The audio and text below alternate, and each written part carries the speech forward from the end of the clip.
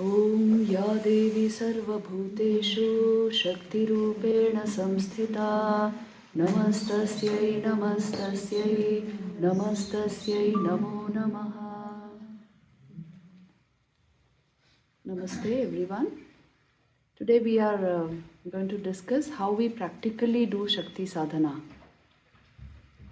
and what are the ways in which we can do it at home. I'll give you a small description of the different ways in which this is done. But you know, the Anushthanik puja which we do, that the whole thing I cannot accommodate in a lecture like this. Okay, so that has to be learned properly from. There are many people who do it. If you actually go to Bengal, you will find every corner of every street during Navratri, there will be pandals and pujaris who do it, trained acharyas who do it. So that is a whole paddhati for the worship of the Divine Mother, Mother Durga. But what can we do in a small way at home? This is what we will do. This is what you wanted, right? How we can practically do something of this. So that much we will discuss. See, the whole idea is that you worship the divine in the form of the mother. And if we have her grace, everything is possible in this material world and in the spiritual life. Yes, she is Bhogapa Vargada. She will give us all that we require here in terms of health, wealth, solving problems, education, friendships, relationships, all this, and also in the afterlife. She will also give mukti right here if that is the desire of the sadhak. She is the giver, the bestower of everything, and that is why the whole idea is to please her, to worship her, and to relate with her. As a child will relate to his mother, like that. It's the closest possible bond between mother and child. See here, the divine, it's very beautiful in Bhakti Yogna. You are not thinking too much of her divinity. You are thinking of her as mother. God is mother. And then you feel closest to her. Right? So in Bhakti, it's always like that. We divinize human relationships and humanize God in Bhakti. That is the way of Bhakti. So human relationships have to be divinized, but the relationship with God has to be humanized so that we feel close to her and we are not scared at all her might, her prowess. The element of fear should not be there in Bhakti, right? Vivekananda used to say there are 3 angles for the triangle of love. What are they? First is freedom from fear. Second is freedom from barter. A kind of business with God. I'll give you this and so you give me that. That should go. And third is that deity, that is the highest ideal for you. So there is no competition in that. That is your highest ideal. So these 3 will make it ripe love for the divine. See, it's all very clearly put. The first angle is no fear with the divine. If I'm thinking of her with fear and with some amount of dread in my mind, I will not be able to manufacture the level of bhakti required for the response. So first thing is you relate to her as a child would relate to mother. Completely like that. Sahaj Saral, as they say. But she's the mother divine. She's the mother of all creation. Second thing is, don't keep a list of things. I will offer this to you, mother, and you satisfy this. Not like that. She will satisfy everything, but in our bhav, this barter element should not be there. Then love is very pure. In any relationship, it's like that, isn't it? If you are expecting something out of it, then it diminishes the value of that relationship. So, with the Divine Mother, you remove that element also, that of barter or business, And then the third thing is that is your highest ideal. In your heart, in every cell of your body, it is devotion to Mother that takes our prayers to her. So really, if you see traditional Shaktas, they get this such a feeling of emotion and devotion in front of the Mother. It is something you should really see, horripilation, that kind of a bhav. Because that is their highest ideal. There's nothing above that. So for them, it's right in their blood. Like that kind of a devotion to Mother. So this will ensure our prayers reach her. Now, if you can participate in the community puja, it is very good, because puja is the first means which I am going to tell you, practical means towards reaching the divine. You know why? When you perform a puja, you are invoking the Mother into an external image. And for those 3 days, you completely treat her like as if she's come to your home. And there they even think of her as a daughter coming to the father's home. It's so beautiful. The Agamani songs and all begin much before the puja. So it is actually, she's coming to her home in the Himalayas, and how beautiful those songs are. Agamani songs. They are songs actually. And then so the father goes and asks permission from Lord Shiva and brings the daughter home. So those 3 days she is in the home. And how then would the parents treat the daughter? How, like that, they do that kind of a, it's very, very beautiful actually. And then, so this kind of a very close relationship with the divine, you can do through puja, that is the external means of worship. Actually, the puja paddhati, you will see she is invoked into the image from your own heart. The priest will do that. And she is worshipped for 3 days. And after 3 days, she is again taken back into the heart. Then you let go of the image. That is the ritual. The entire Durga Puja involves a lot of rituals. They have to be very meticulously done. And of course, the chanting of Chandi every day with Sankalp. So, those of you who can't participate in a community puja in a place like this, if you cannot do that, you can do simple puja at home, isn't it? She's your mother. She's, after all, how are you relating with her? As a mother. So how would you invite a mother into the home? How you would receive her? What you would offer her? Like that. In a very simple way you can perform. Finally you offered an Anjali. It's the mark of respect with your prayers at her feet. So Anjali is common, isn't it? Everywhere. So we do this on Ashtami, Navami, Saptami, Ashtami, Navami. And on Shashti, the 6th day of Navratri, it is her Bodhan. You are invoking and welcoming her. And after the Navami puja is done, it's elaborate rituals are there. And then on Dashami, the image is, you let go of the image. You have taken her back into your heart. That's the idea. So puja is a very simple way of relating with the divine. You want to see him or her in front of you. See, the object of your love, you want to see him in front of you. Isn't it? She may be in your heart, but you want to see her with these eyes. So you invoke her in the image. So always it is like that. You see, the path of bhakti is like that. It is an objective path. You want the object in front of you, the object of love. So puja is one sure way to develop bhakti. In fact, those who have not done puja will not realize this. For a long time, if you do puja, you will realize this, that it is the easiest way to relate to the divine in a very simple manner.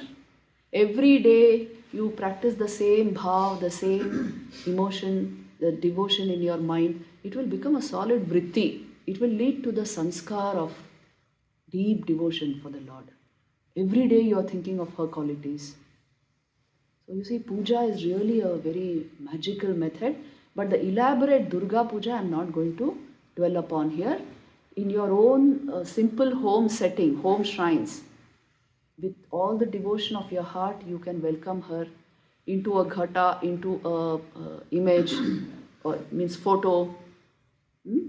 And some people do it even without the image. Yes. And through prayer, through worship forms, whatever you can offer to her, and japa and some chanting, at least the 4 stutis of the Chandi, which I told you, you can do a simple puja with all this. Finally, you offer Anjali. So this is something you can do in your homes. All that matters is your bhav. Bhavagrahi Janardhan, we say, no? He will see your bhav. What is your inner emotion? That is all that matters to God. Not so much the paraphernalia which we... this Anushthanik pujas, the sankalp is always, you see, very, very fixed. It is very important. That is why to do that puja, that prakriya properly, the actual puja. But in your homes, you may not be able to do it. So simple methods are there. So this is the external means of pleasing the Divine Mother, worshipping her. The second means I will give you is, see, we chanted today morning, isn't it? Ya Devi Sarva Bhuteshu Shakti Rupena Samsthita, Daya Rupena Samsthita. Everything is there. Kanti Rupena Samsthita, Matra Rupena Samsthita. She is all this in all beings. So when you serve another, you are actually worshipping the divine. Actually, we are doing that. Although we don't realize it at that moment. The family you are looking after, the people you are helping, even on your job front, when you're relating with somebody, see, you just look a little beyond body and mind. You see, the same divine spark is in everyone. You are actually doing something for that. You are worshipping that. Service is worship, that is why. It is not like a philosophy. It is the fact of life. So you can worship her in all beings. She is mightily pleased with that. Yes, because it's her creation and she has become her creation.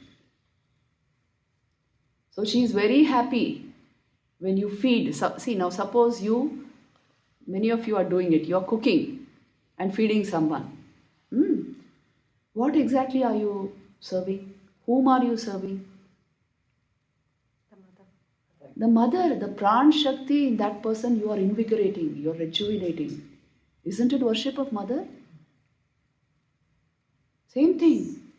We don't realize every act of worship, every act of service is an act of worship. We feel only if I am able to go to the temple and the pandal and offer my Anjali there, then I have worshipped Divine Mother. Anybody you serve, you are worshipping Mother. Because you are worshipping the Pran Shakti in that being. And if you can do it in a really big organized way, that is the community worship of Mother Durga.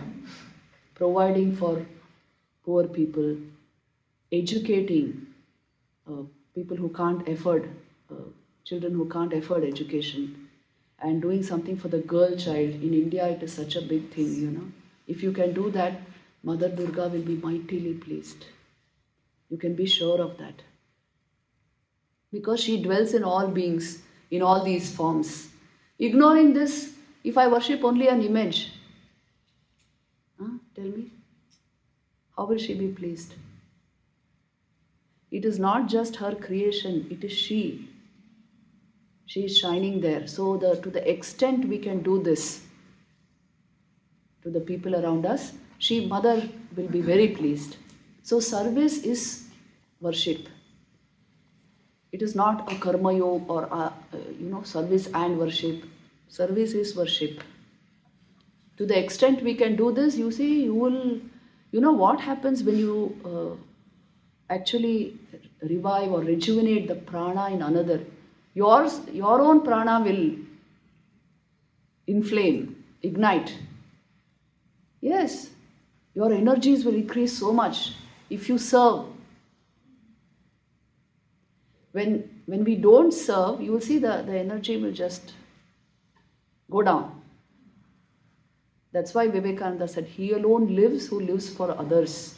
The rest are more dead than alive. The actual fact.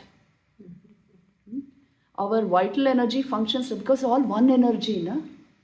You help boost somebody's vital energy, your own energy burst forth.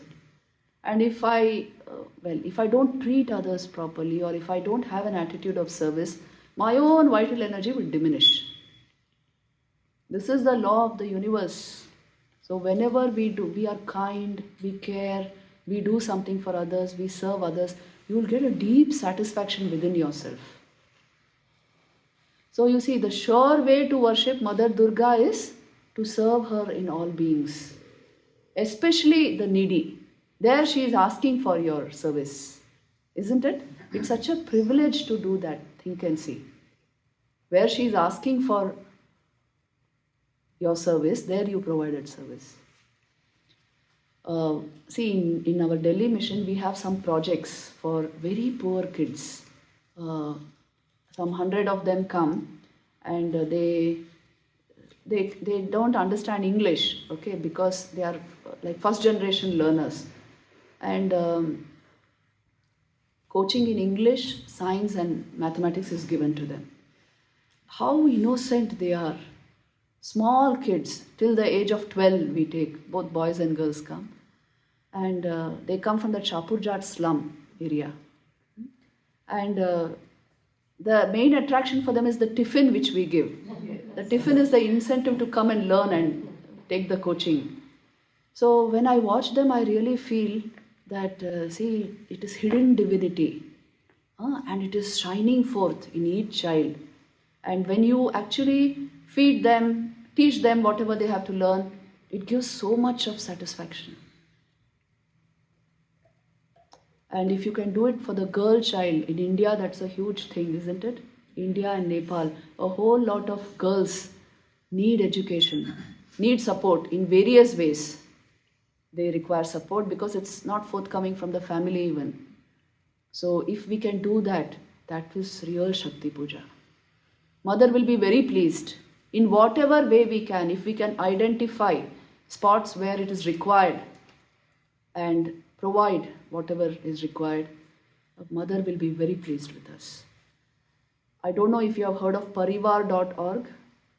Yes, Vinayak Lohani's organization. See, go to that website, parivar.org, and just see the work going on there. Your day is made, you know. I tell a whole lot of my IIT students that whenever you don't feel good or you feel depressed, go to some such website and see the good work going on there. Your prana will be revived. Because you should see goodness, live in the midst of such vibrations. And you see, always you feel fresh and full of energy, naturally.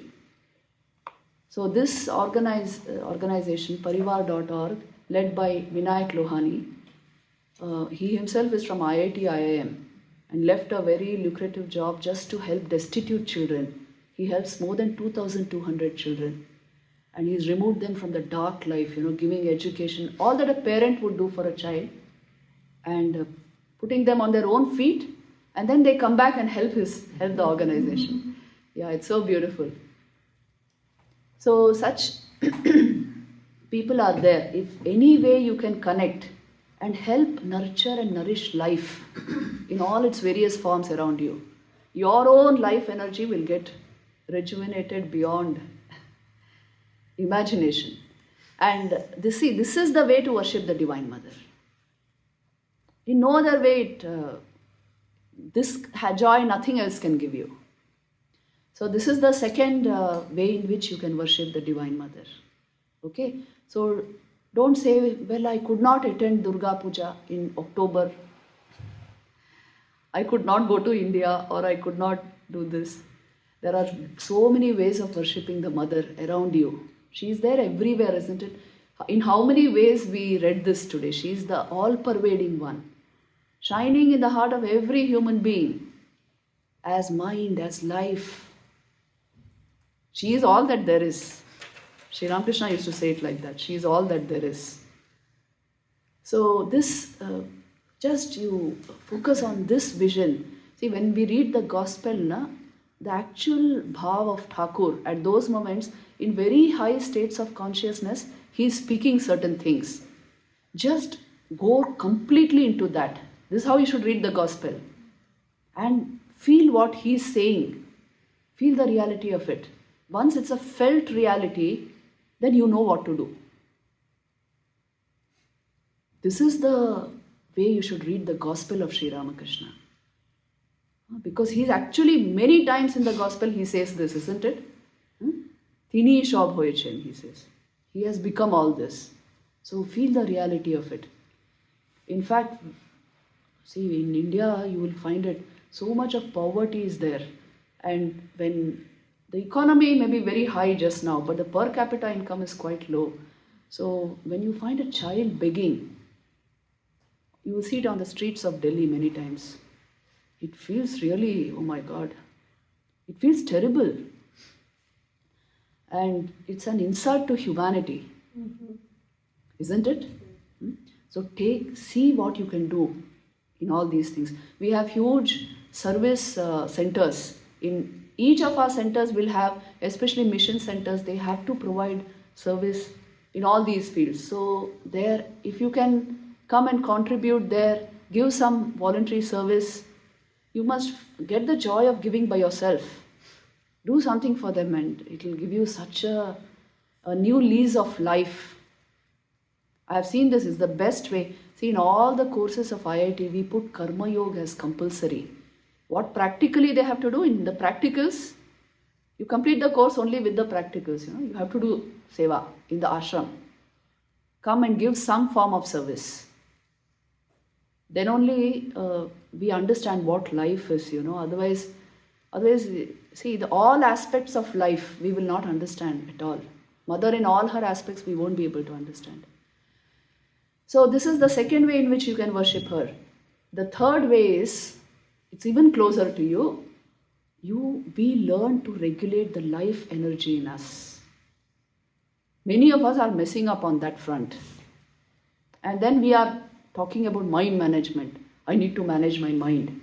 If we mess up with our vital energies, you cannot manage your mind. They are all so linked, They are all so linked. I don't know how to put it, but one way in which I say it always is, if you are vitally alive, your mind will be sparkling with intelligence. You will be fully aware. But if you are vitally dead, then you cannot handle mind. It will go berserk, it will just do anything. It will go out of control. So the way we handle our vitality decides our mental life. Now we are aiming at Vedanta, we are aiming at going beyond mind. That requires all the more regulation of vital energies. What is vital energy? That's why we will try to understand. See, this is practical Shakti Puja. She lives in us as vitality. And if we ignore that vitality, where are you going to worship her now? She lives in us as our vital energies. It's there in all the scriptures. Thakur used to say, Ma Kula Kundalini. Yes, there are so many songs on that. So this vital energy has a purpose. Why are we born? When we ask this question, what is life? Why are we here? It is to give this vital energy complete expression as life. Yes, consciousness blossoms into life through the power of vital energy. Consciousness is ever there, but for it to manifest as life, it requires conjunction with vital energy or life energy. Once conjoined with vital energy, it expresses as life. So now I want a bigger slice of life, more experience of life. I must handle my vital energies better. It is always like that. So now how do we handle vital energy? This is the common thing given. For that, there are huge paradigms for this. I don't really know where to start because it's a yogic tantric kind of paradigm which has its roots in the Upanishads. If you want, you can see the video called All About Meditation. All About Meditation. There I have spoken of this. too much always we don't actually speak of it, because many people try to imagine a whole lot of things and try to do the sadhana, but even Vivekananda has spoken of it. Of course, Thakur has spoken of it many times. The whole idea is this, that there is a way of awakening the vital energy within you, raising it systematically, and unfolding the highest awareness. This is a yogic tantric kind of paradigm. Many elements are there here, elements of tantra, elements of yoga, and it's also got its roots in the Upanishads. There's a whole set of Upanishads called Yoga Upanishads, which speak of this, the kundalini and the energy. So this paradigm is again to be done only under the guru, under the supervision of a guru. If we try to do it by ourselves, we don't know where it will go. But it is good to know something about it, because it is about handling our own vital energies. Yes? So how do we do this? See, I'll tell you very simple ways in which we can practice. There is an energy coursing through our veins. We usually only know about blood, we know about all the physical organs, but we have not heard of this term prana, vital energy. But this vitality, where is it if you ask me? It is there in the pranamay kosh, not in the annamay kosh. So you are not going to see it. Yes, you are not going to see it. For that matter, you don't get to see any form of energy. And energy can neither be created nor destroyed. It is given to you for a particular purpose. Our vital energies are given to us for a particular purpose. What is the purpose of the vital energy in our system? To help the human being attain the highest knowledge, to go to the acme of human evolution. That is the purpose of vital energy. But what are we using it for? Sense. Now we don't know the higher purpose at all. You see, this is the condition, isn't it? Many of us don't have an idea, a concept of what is the ultimate knowledge.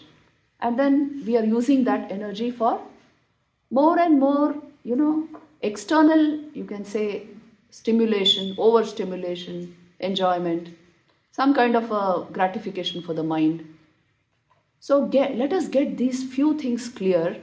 The mind is not ultimately satisfied through sense pleasure. This is the fact of human life. If we are really smart, we should understand this quickly. But we don't understand this, and a whole investment of life along those lines, and then maybe after many, many years, we get some inkling of it. But in the Vedic age, education began with an understanding of your possibilities.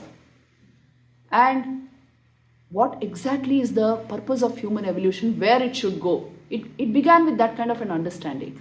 So this energy is such, energy is always neutral. You can do very good with it, or it can also destroy you, isn't it? Energy is neutral in effect. How you handle her, according to that, is your experience. So you can use this energy to augment your spiritual evolution. You can use this energy to become completely, a gone case, animalistic. For that also, this energy can be used. It is energy. So how we handle the vital energy in our system will decide our evolution. We have been given an evolutionary edge because we are the only species on the planet which walks straight, not on force. We are the only erect people on the planet. Please check and see. Any other animal walking erect? With completely erect backbone, spinal column? No other animal. You may say chimpanzee, but he walks just for a few seconds and then he is on all fours. He tilts forward, the chimpanzee. Only the human being has this capacity to walk erect on the planet so that his vitality can move upward. His vital energies can be raised. The spinal cord is so made, the spine of the human being is so made, it helps in this. So that's why now I'm going to give you a paradigm based on that. We are the only species on the planet, please see. The moment you go down on force, you cannot direct energy upward. Only the human being can do that. But we have not taken advantage of this thing at all. The yogi takes advantage of it. How does he do it? How does he direct his vital energy? Controlling his mind. Controlling his mind. Controlling his mind. But do you know mind and vitality, how they are connected? Mind and the various expressions of the mind, whether it is manas, buddhi, chitta, ahankar, all of that depend on how your vitality is moving in your system. Most of us, you see, due to our educational training, we never bother about prana or vital energy. We straight bother about the content of the mind. But if you want to bring the whole mind into your hands and control it totally, first is the regulation of the pranamaya kosh. Annamaya kosh, pranamaya kosh, then manomaya kosh. Right? So handling these vital energies requires a certain understanding. What kind of understanding does it require? See, usually this prana circulates in conduits called nadis. And the peripheral nadis are always, they are called Ida and Pingala, the main nadis. Okay. And what they do is this Ida and Pingala, they are flowing in such a way, there are so many nadis in the body, prana is flowing through all of them. But this Ida and Pingala, the main ones, what they do is they make sure the prana flows without blockage anywhere, and it is smooth and it is well regulated at the same pace the prana flows. As a result, your mental life is fairly balanced when it flows like that. So you decide the course, the pace, and the direction of the flow of prana. You can block prana. How? When we have strong emotions, strong emotions, anger or hatred or resentment, something like that, then we actually block the flow of pranic energy. So everything in our body and mind is related to the flow of energy. The yogi is sensitive to vital energy. The jnani doesn't bother about it. He's only interested in mind and going beyond mind. And the bhakta is actually emotional type. But the yogi is sensitive to vital energies. If your energy mechanism is functioning well, I told you if there is uninterrupted flow of electric current, there will be total 100 watt electric power, light. You don't have to work on light. You have to ensure that the mechanism by which that light works is perfect. So also the yogi will perfect the vital energy system. Yes, there are many teachers who will tell you this. Vital energy is most important thing. So what they do is this Ida and Pingala channels, these are to be, to be kept in perfect working order initially, first, so that there is the free flow of energy, prana in these channels. But they are not, that's not the ultimate thing. You have a fairly good balanced life. See, lot of psychological balance is required for spirituality to blossom forth. Otherwise, you can't do it. So, Ida and Pingala channel regulation means this psychological balance comes into the person. Yes, what does psychological balance mean? No more outbursts, no more panic regarding anything, no more negativities, no jealousies, no anger. Fairly balanced state of mind, very grounded and controlled state, and correctly responding to every situation, no exaggerated responses and reactions. Very balanced inner life.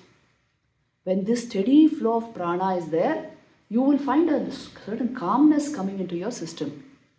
This psychological balance is very important for higher spiritual life. Please know this. Many people are not doing this and straight wanting even Brahmagyan.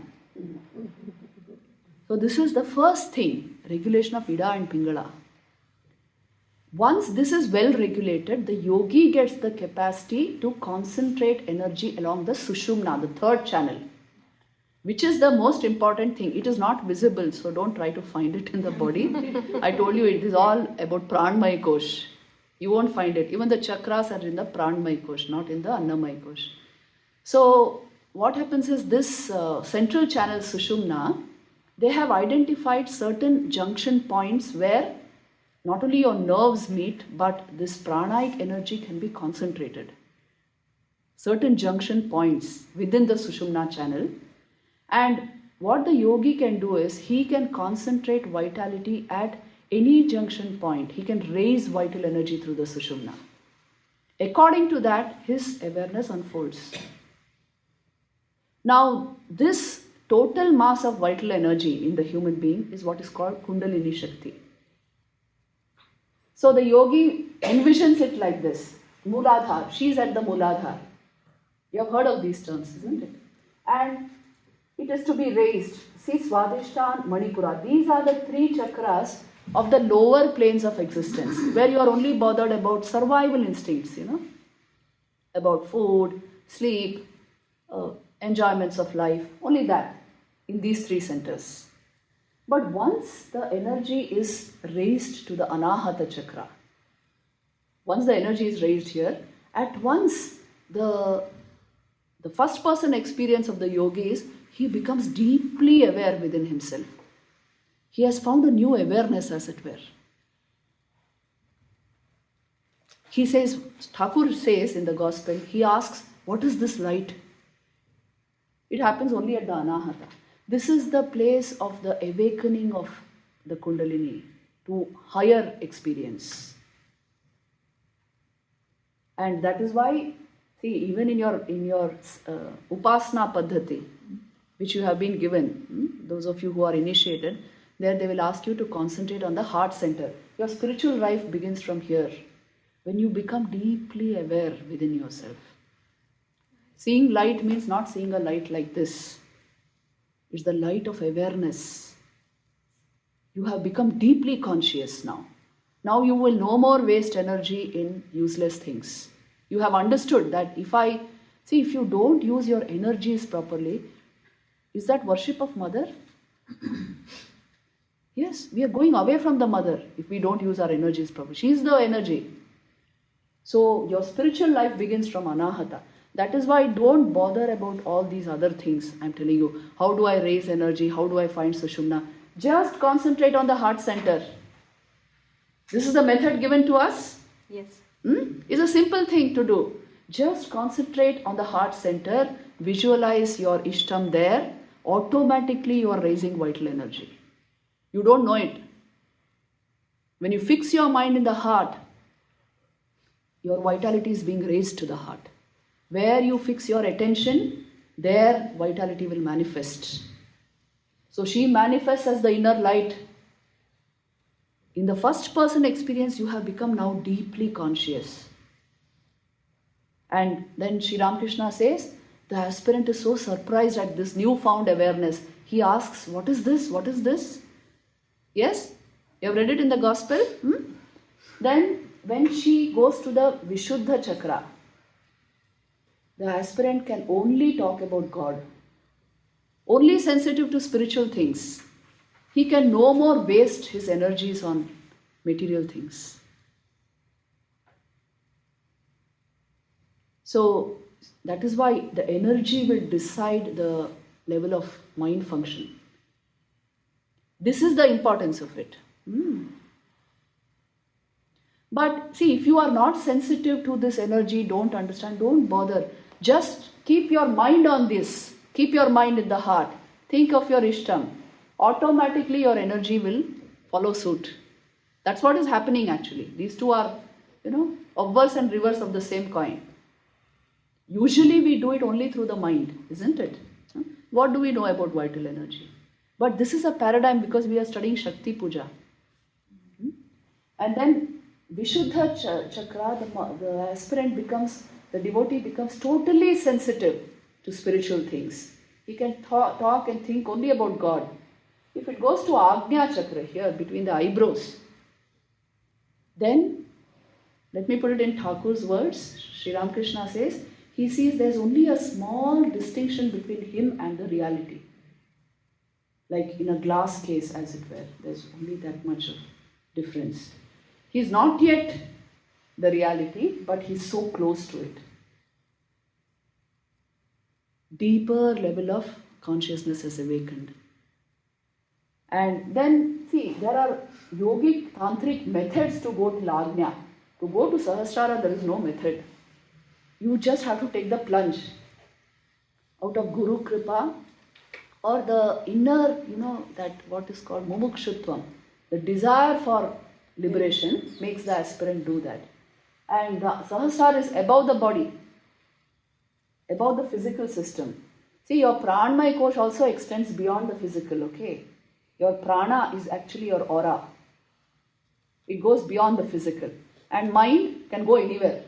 It is all the more extending beyond. So this Sahasrar, this center, is above the head. So as it were, he plunges into the state of pure consciousness, or what you call Brahman. As a result, body consciousness completely goes. Yes, Sri Ramakrishna sat 3 days in Samadhi, and Totapuri wondered, what happened? So you see, this is what happens. They cannot be identified with the body. Even now, when the mind is very healthy and completely energetic, you can't identify with the body. Am I right? Only when you are a little depressed or sick, body identification comes. Even the consciousness of the body comes. A healthy body forgets itself. A healthy mind forgets itself. So this is the way in which your vital energy takes you to the highest goal. If you are not, see now, when we give paradigms like this, now you don't start imagining I am doing it in my system. Don't do that. Why? I will tell you. Most of us are just in the Ida and Pingala. We have not yet come to the Sushumna. The rest is all imagination for most of us. If it is done under a illumined guru, this thing really works like magic. Otherwise, concentrate on your mind. Purify your mind. Lead a clean life. And do your sadhana through mind. Automatically, this is happening in the system. This is how the energy will function. But don't try to tamper with energy, because I told you it's energy. Even a live wire we wouldn't touch, isn't it? So this is the real paradigm of Shakti Puja. Mother Thakur used to sing songs on this. Jago Ma Kula Kundalini. You might have heard these songs. Very beautiful songs are there. How mother raise yourself through the different chakras, through the Anahata, Vishuddha, Agnya and Sahasrar, and go to your realm of Shiva. See, this is called the realm of Shiva. So it is Shiva Shakti Aikya that we are talking of. It is given all these names in the Shaiva Shakta philosophies. This is the paradigm. Where does Shiva reside? On Kailash? Where? He is in the Sahasrar. He is the deepest point of consciousness in us. Your job is to raise mother there. That is Shiva Shakti Aikya. And when through this kind of a handling of your vital energy, you become fully aware, fully awakened, that is Brahma Jnana. Knowledge of Brahman. So you should know about this paradigm, but please don't try to practice it in just any way. This I will tell you. There are the other ways of practice, of course, you can do external puja and serving all beings. You are doing Shakti Puja only. But this is the internal paradigm of Shakti Puja. But yes, the most important things for doing anything like this is, first of all, life regulation. A very sattvic life is required. Otherwise, you should not go into this. Second is energy, the very nature of energy is movement. A whole lot of sensations and mental experiences can accompany these things. You must have the ability to stand. That's why Guru is required. And third thing is, other ways of life are to be stopped, which means it requires purity of body and mind for this to work. That is required very much, because after all, it's one energy. Where you use it is what is going to matter. If you have to raise energy, you must stop its activity along the lower planes.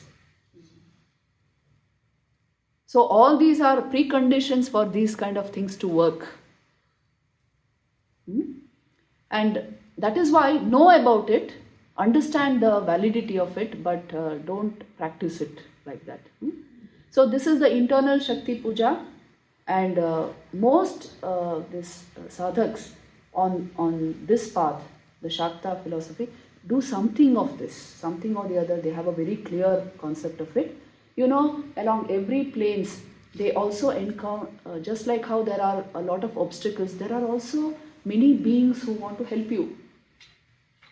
Yes, the Devi sends, just like your Guru, people who will help you transcend to a higher level. So they encounter such. If you go to Kamakhya, everyone will have a story to tell you about all this. Yes. So see, the thing is, we know only about this plane of existence, but there are so many planes of existence. And if you are really yearning for higher life, somebody or the other will come and help you. Even on this material plane, somebody will come and help you. Somebody will come to inspire you. So you see, the divine sends help whenever required. One very important thing for any paradigm to work is you must have sufficient good karma. Yes, otherwise it will remain theoretical knowledge. If you have sufficient backup of karma, good karma, what happens is all good things come to you. It's a matter of resonance. You see, if you are good, good will come to you. And if you are negligent of certain aspects of life, the divine also will keep you negligent of many things. To the extent we help, I told you, to the extent you are able to nurture life, to that extent you will be nurtured. So respect for all beings. Being of service to others, it's such a privilege, isn't it? To say, I want to serve you. To be able to serve another is such a privilege. It is the worship of the divine. So there are so many ways in which all these things can be done. Before going into something like this, I always give this warning that know about it, but not that you can do it. In fact, unless you transcend this, there's a nice safety mechanism in this, you know. If you are only in Ida and Pingala, you will not be able to do this. Because energy has to rise through Sushumna. So even if you want to do it, there's a kind of gate which has to open for you to be able to do it. And which the Divine Mother keeps locked in most people, because that is all they can do, which is a good thing. You know, to a child you can't give something very big to handle. It is like that. Many of us are like children in the spiritual life. We may be big people in the external world, but in the spiritual life, we never gave enough attention to our energy and the power of awareness. So we are like kids, and suddenly we get excited with paradigms like this. So that's why then don't experiment. So see, this is also a kind of Shakti Puja. So we discussed 3 techniques today, right? The external puja, serving all beings, and the internal mechanism of energy. So these 3 things is what I wanted to deliver as practical aspects of worshipping Mother. There's one more very important thing. If you cannot do any of these, you can always do that. It's so easy and so lovable, something so beautiful, and that is you can love Holy Mother. Surrender. You can surrender to Holy Mother and love her. She is only that Shakti come in this very simple guise. And how she is that Shakti, we will see tomorrow. We will discuss incidents from her life and see just by loving her and relating with her, you get the effect of Shakti Puja. Thakur, will he simply say, she is my Shakti, she is Saraswati, come in this form? So that people in this world do not look upon her otherwise, she has come in a very simple form. But she is my Shakti, Thakur used to say. And he told Hriday, you remember? That, yes. Insult me, but you can't. If you insult her, still you will be forgiven. But if you insult her, Brahma, Vishnu, Maheshwar will not be able to forgive you. So the simplest way of Shakti Puja is really relate with Mother and have devotion to her. Everything will come automatically, I'm telling you. Jai Ma.